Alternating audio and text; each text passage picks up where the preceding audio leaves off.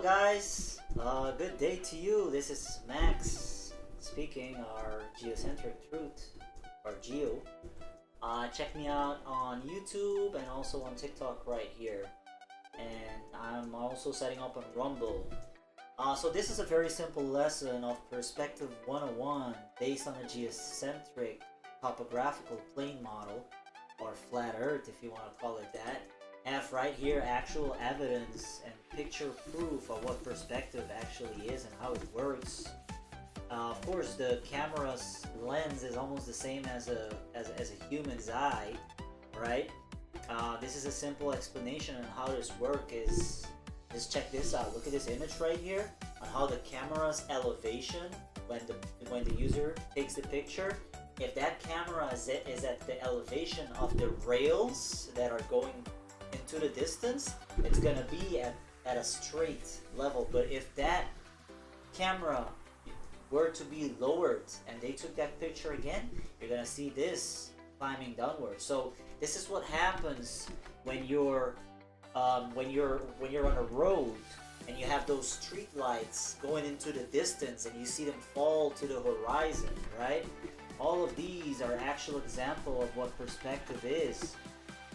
Right, and right here we see if you're higher up, kind of see it not going down still, unless that ramp is very far into the distance, like a 1 mile ramp. You're gonna see that converging to the horizon. Well, actually not when it's higher up, because if you see right here, it's already converging to the horizon, so it's not gonna get any lower than that.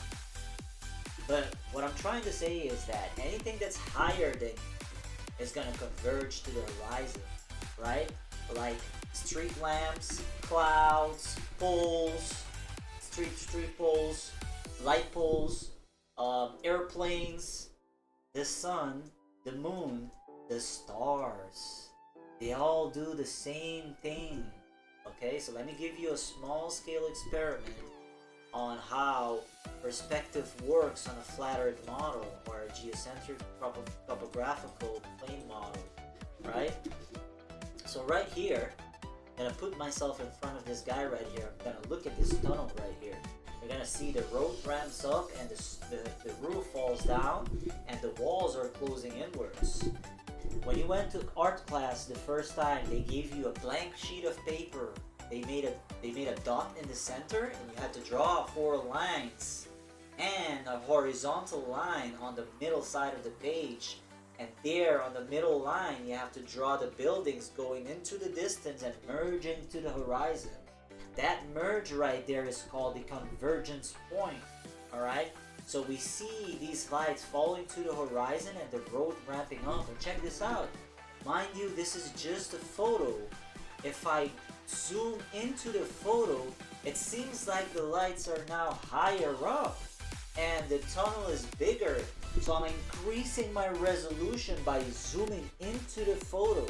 But still, this has a limit because the photo is not gonna take a very distant view, right? The more that I zoom in, the more that I see this kind of effect that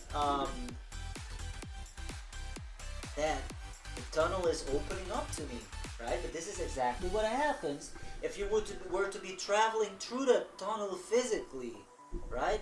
These tunnels and these roads, not all tunnels are, but this one is built flat. If you see other road pictures, you might see them go like this, because some tunnels are made to be going below a lake and they bend it downwards in order to go under the dirt of the lake and actually go through the lake and to the opposite sides. But when you have like a mountain range and you have, they take those bore trains and they run it through that mountain range, that's gonna be built flat. Okay, so this is an example on how perspective works on a flat earth model. So if I put 4 pictures around this guy right here, right, and I look around, it seems like there is an arc happening optically. It's not physical, it's optically happening. So increasing in size and lowering in height, it's optically happening. It's an optical illusion and not a physical happening, right? So by this, I will show you this right here. I will remove the photos and I will give you this grid right here. Look at this grid right here. This is exactly what you observe, right? Anything going into the distance, either to your right side, anywhere, if it's far away, like if there's an airplane coming over far away from you, you're gonna see an arc happening. This is due to perspective. Okay, so what I did right here, and let me cancel this one, and let me do this one. What I did right here is I gave you the cardinal directions. What do cardinal directions have to do with perspective? Well, we do know, oops, 1 second. We do know that the stars do come from the east and they set in the west. Set. They're not actually physically setting, they're staying at the same height, but it's perspective, it's what making that stars drop to the horizon for you. So they are coming from the east. Oops, I have Globy right here in my vision right here. And they're setting in the west, right?